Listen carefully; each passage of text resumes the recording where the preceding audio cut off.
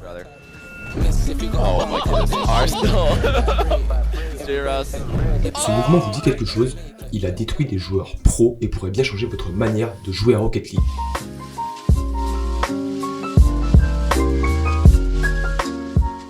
Un fake, c'est quoi? C'est concrètement le fait de ne pas jouer. Plus sérieusement, un fake, c'est quand tu sembles exécuter un mouvement mais que tu ne fais rien du tout. C'est toujours plus simple avec un schéma. L'idée est de tromper le mec en face en faisant croire que tu vas faire une action spécifique et par la suite, tu ne fais rien. Mais alors, pourquoi ça marche si bien? Et c'est là qu'on rentre dans le gros du sujet.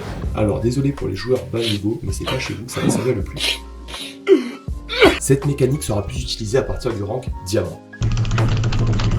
Dans Rocket League, que tu sois dans les hauts ranks ou alors en compétition, chacune de tes actions va être scrutée et analysée par l'adversaire. Avec ça, les joueurs peuvent savoir ce que tu vas faire avant même que tu ne le fasses. L'adversaire est dans ta tête. Dans ma tête. Ok, j'ai le boost. Il est au milieu des cages, je pense que ça va tirer fort contre les poteaux. Il va tirer les pas.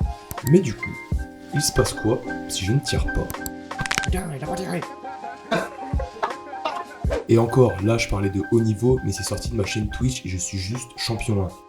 Mais alors, imaginez au RLCS. Pour ceux qui ne connaissent pas, ce sont les World Rocket League. C'est comme la Coupe du Monde au foot, mais version Rocket League. Donc autant te dire que niveau gameplay, les mecs sont pas là pour trier les lentilles. Et pour rappel, l'ambiance là-bas, c'est ça.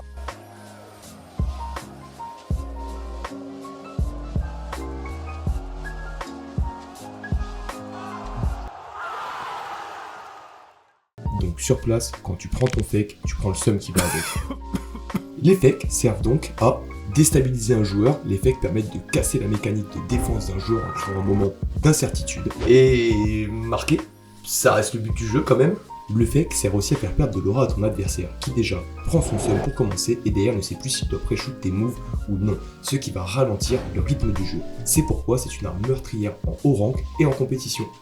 En gros, il y a 3 types de fake, t'as plein de variantes, mais c'est un format rush donc on n'a pas le temps de tout détailler. Le fake shot, tu fais semblant de tirer, tout est dans le titre. Le fake challenge qu'on a vu en début de vidéo et le fake aerial. Et ne vous inquiétez pas, je vais pas vous laisser comme ça, je vais quand même vous donner 2-3 conseils.